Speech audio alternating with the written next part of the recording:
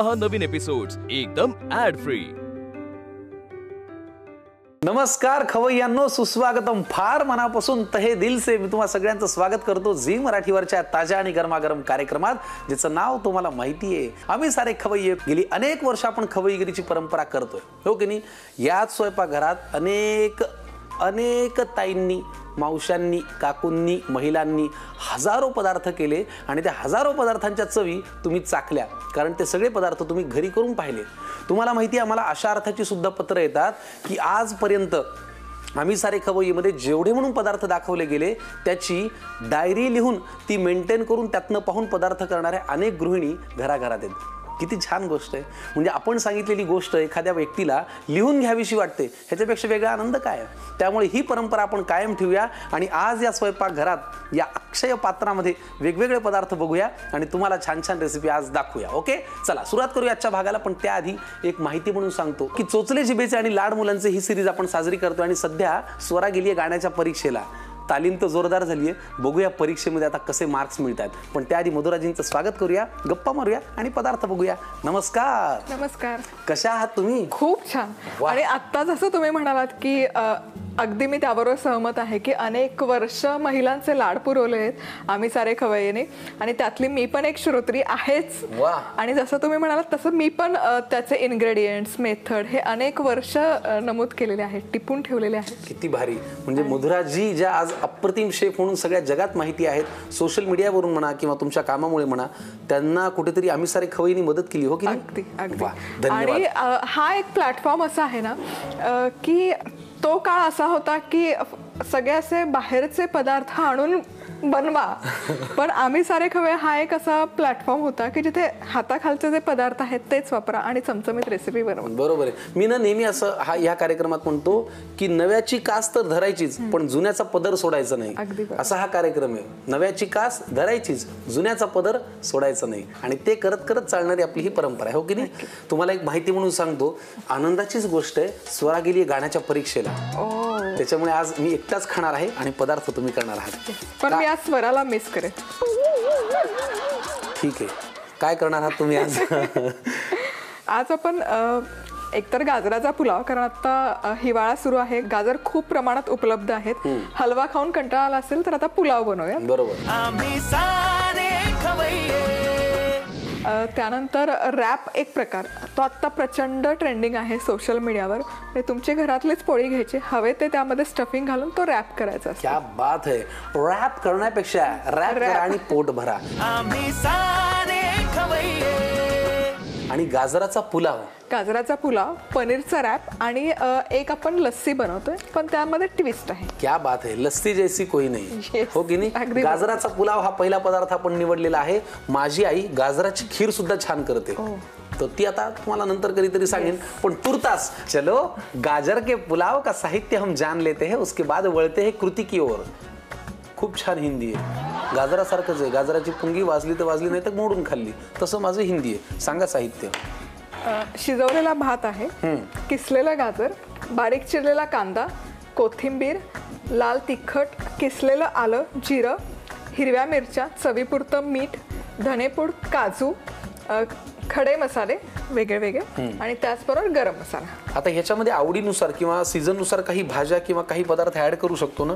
हवी ती भाजी इथे घालू शकतो। म्हणजे गाजर आहे, ढोबळी मिरची आहे, वेगवेगळ्या रंगाच्या ढोबळी मिरची घालू शकतो, फरसबी घालू शकतो, कोबी घालू शकतो, ह्याच्यात पनीरही घालू शकतो, पालक पनीर पुलाव करू शकतो। हे बघा, मी तुमच्यासाठी ताईमय अक्का ऑप्शन्स काढून ठेवत असतो, तुम्हाला कशावरती फोकस करायचं तुम्ही ठरवा, हो की बरोबर। चला कृती करूया।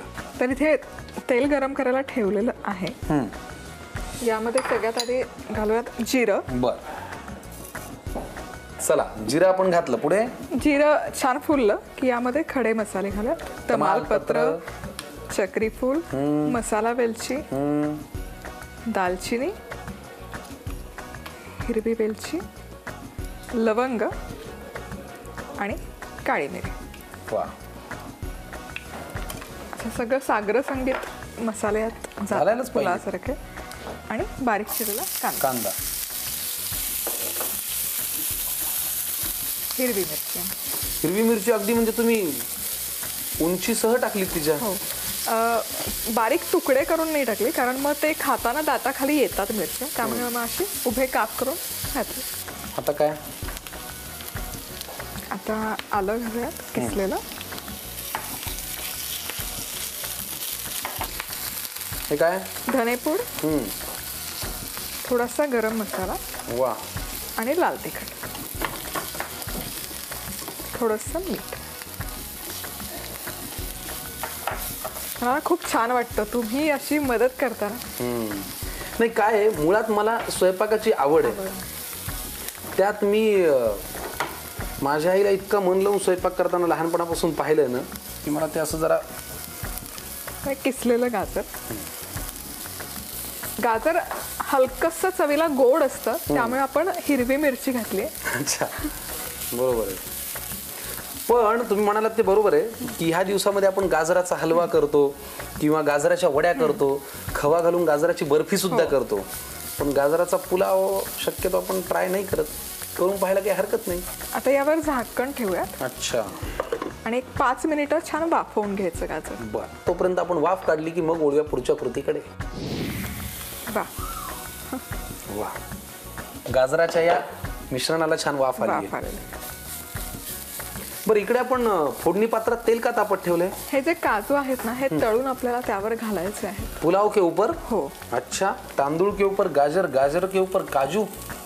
आता शिजवलेला भात घालून हा छान यामध्ये टॉस करून घ्यायचं. थोडंसं मीठ आणि कोथिंबीर. अफलातून ना. वा, गाजराचा पुलाव. मुळात ना पुलाव काय, बिर्याणी काय, चित्रान्न काय, भातावरती प्रेम असणारी जी मंडळी आहे ना, त्यांना भाताचे कुठलेही प्रकार आवडतातच. इकडे तेल तापलंय, त्याच्यात काय काजू घालायचे? काजू घालून तळून घ्या. समदे घालू का? हो हो हो.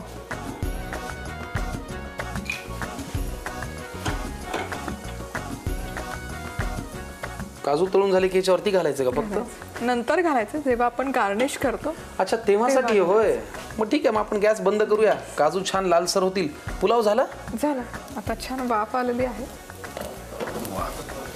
पुलावही तयार आहे. एक गरम गरम घास खाऊन बघू का? हो. कसं असतं माहिती का, परीक्षा दिल्यानंतर 6 महिने निकाल लागला की ती प्रतीक्षा पाहण्याची काही मजा येत नाही. लगेचच्या लगे निकाल लागला ना की त्याची एक मजा राहते. अगदी बरोबर. आता मी लगेच खाऊन.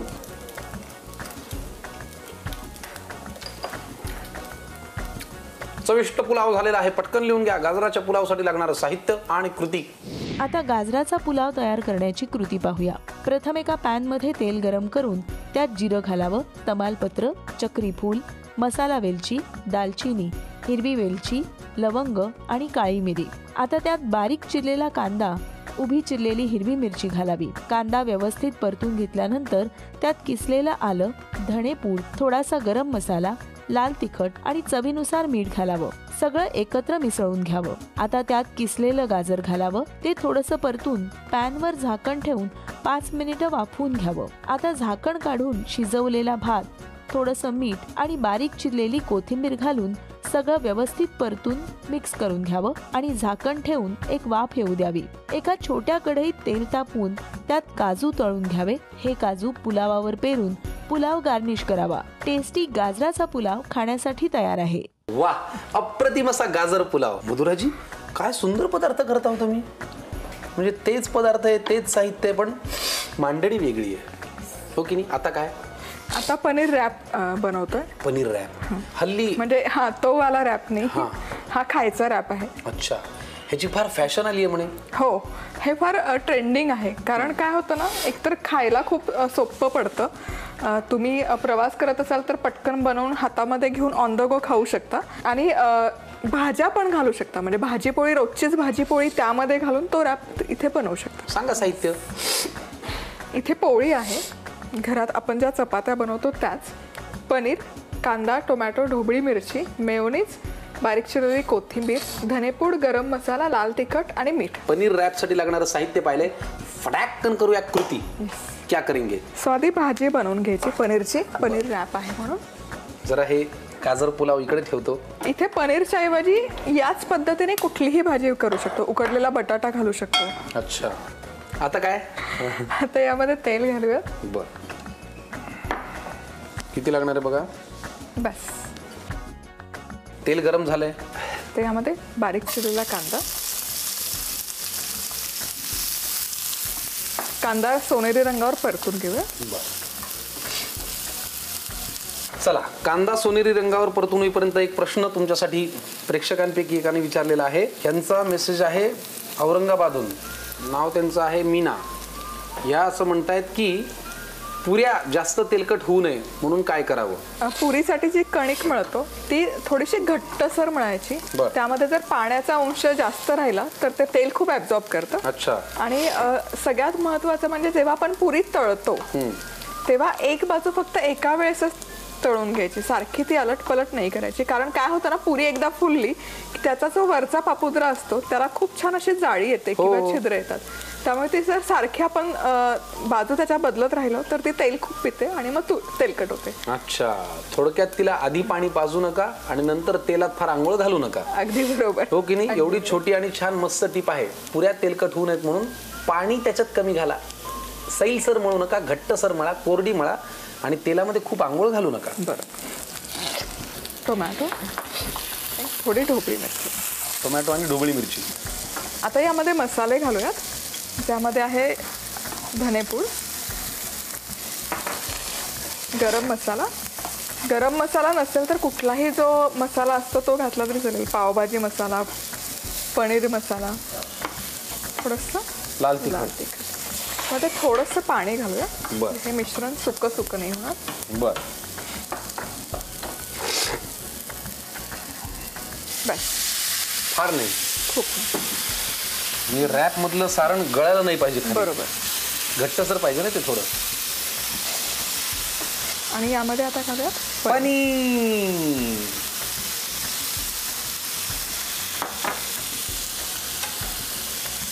मीठ.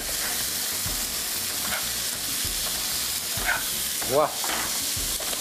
आणि बारीक चिरलेली कोथिंबीर. आता हे पनीर घातल्यावर खूप शिजवायची गरज नाही, जस्ट मिक्स केलं मिनिटभर बस. ठीक, गॅस बंद करू. आणि हे आता आपलं स्टफिंग बनवून तयार आहे. पनीर रॅप साठी लागणारं रॅपच्या आतलं जे मिश्रण आहे पनीरचं ते छान तयार झालेलं आहे. थोडं गार होऊ द्यायला लागेल. हे गार झालं की मग आपण रॅप करूया. रॅप. पनीर रॅप साठी लागणारं हे मिश्रण तयार आहे. मग अशी मी रॅप म्हणताना असं केलं तर तुमच्या चेहऱ्यावर नाराजी का दिसली मला? कारण तो असा रॅप नाहीये, असा वाला रॅप आहे. त्रिकोणी आहे. त्रिकोणी रॅप आहे. असा नाहीये का? नाही. असा रॅप आहे, त्रिकोणी. ओके, काय करूया आता पुढे? आता इथे ही चपाती घेतलेली आहे. पोळी आहे ना, ही अशी कट करून घ्यायची. बर. पूर्ण नाही करायची, फक्त हे फोल्ड होईल इतपतच. बर. अच्छा, म्हणजे त्याला आपण समोसासारखं बंद करणार आहोत का? हा, याला आकार समोसाचा देणार. अच्छा. आता मेयोनीज लावूयात एका पोर्शनवर. आणि मेयोनीज यासाठी की ते छान पॅक व्हावं किंवा सील व्हावं. हवा तो सॉस इथे तुम्ही लावू शकता. आता थोडंसं सॅलड, कांदा, टोमॅटो, ढोबळी मिरची, तर पनीर. आणि यामध्ये ना खूप बदल करू शकतो. म्हणजे इथे आता मेयोनीज बरोबर तुम्ही शेजवान सॉस घालू शकता किंवा पेरी पेरी सॉस घालू शकता. तुम्हाला जे आवडतं तसं कॉम्बिनेशन करू शकता. इकडे आपण तवा तापत ठेवलेला आहे. आणि आता हे फक्त फोल्ड करून घ्यायचं. एक बाजू दुसऱ्या बाजूवर. आणि मग हे आता सील करतो. वा वा वा वा. हा असा रॅप. किती छान. आणि आता तेल घालूयात तव्यामध्ये. आणि हा मस्त असा खरपूस भाजून घ्यायचा. आणि हे करताना ना, म्हणजे भाजण्यासाठी शक्यतो बटर नाही वापरायचं कुठलाही पराठा किंवा रॅप करताना. कारण काय होतं, बटरमध्ये पाण्याचा अंश असतो आणि मग तो पटकन यामध्ये शोषला जातो आणि मग ते नंतर मऊ पडतो, सॉगी होतं. त्यामुळे पराठा किंवा हे असं कुठलाही जिन्नस करताना शक्यतो तेलाचा वापर. किती छान. मधुराजी, हा मात्र तुमचा हातखंड आहे. ते नाही का की वेगळे पण हे करण्यामध्ये असलं पाहिजे. ओके, तसं तुमचं हे जे करणं आहे ते खूप वेगळं आहे. खरं तर रोजच्या वापरातले आपले हे पदार्थ आहेत. आणि काय होतं, घराघरात सगळीच मुलं पोळी भाजी वरण भात खातातच अशातला भाग नाही. तर त्याच्यामुळे हे असा रॅप करून दिला, त्याचा जरा रोल करून दिला किंवा त्यात पनीर घातलं, हे सगळं घातलं की ते जरा अट्रॅक्टिव्ह वाटतं, आवडीने खातात.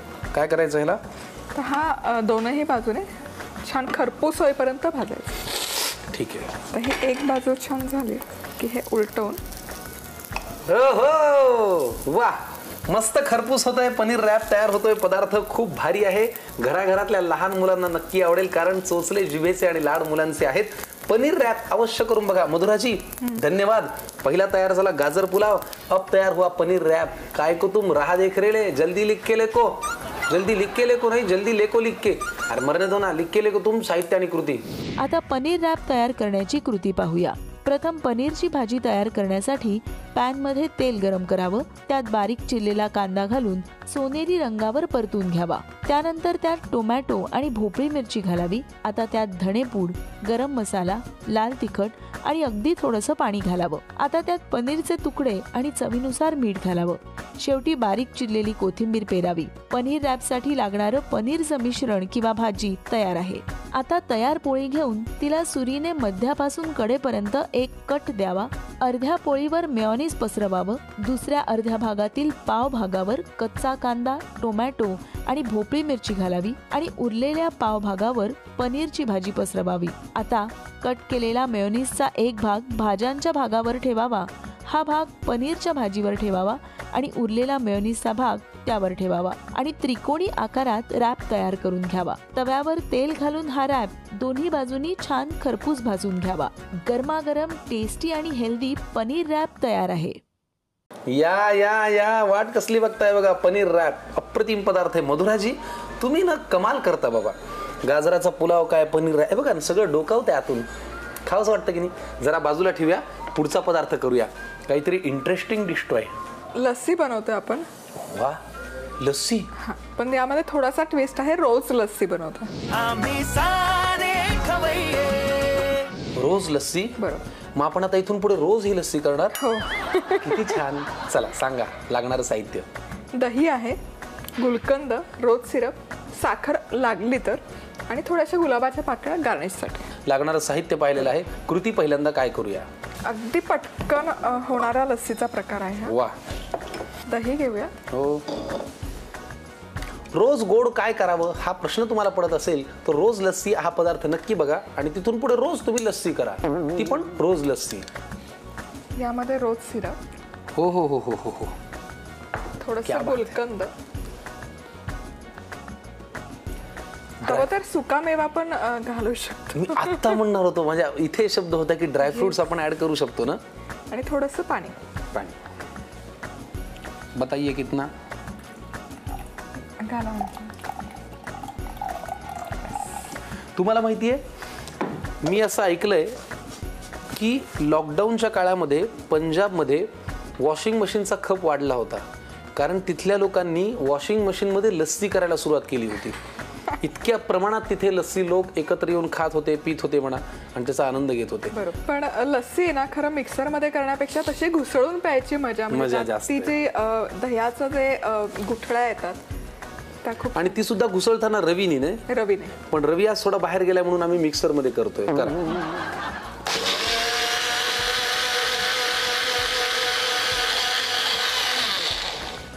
नक नक नक धंग नक नक नक धंग नक.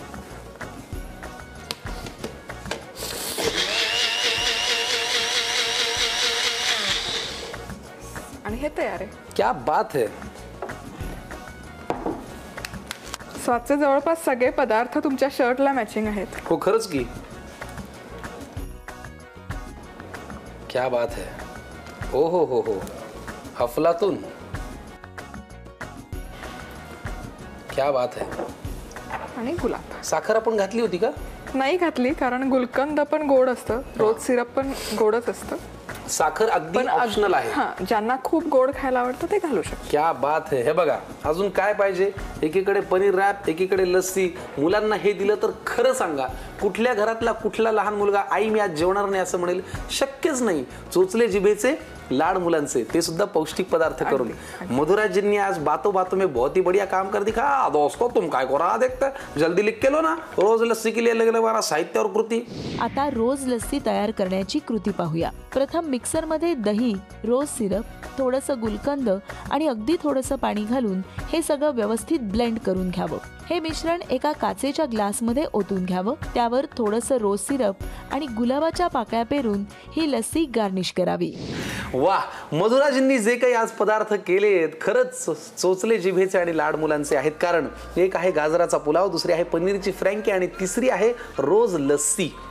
वाह, बहारदार। कसं वाटलं तुम्हाला आज स्वयंपाक करून इथे? खूप छान वाटलं। आणि मुळात हे पदार्थ आहे ना, मुलांना भाज्या कशा खाऊ घालायचा, तर हा एक उत्तम पर्याय आहे। करेक्ट। आणि भात प्रिय लोक जे आहेत त्यांच्यासाठी छान गाजराचा पुलाव आहे।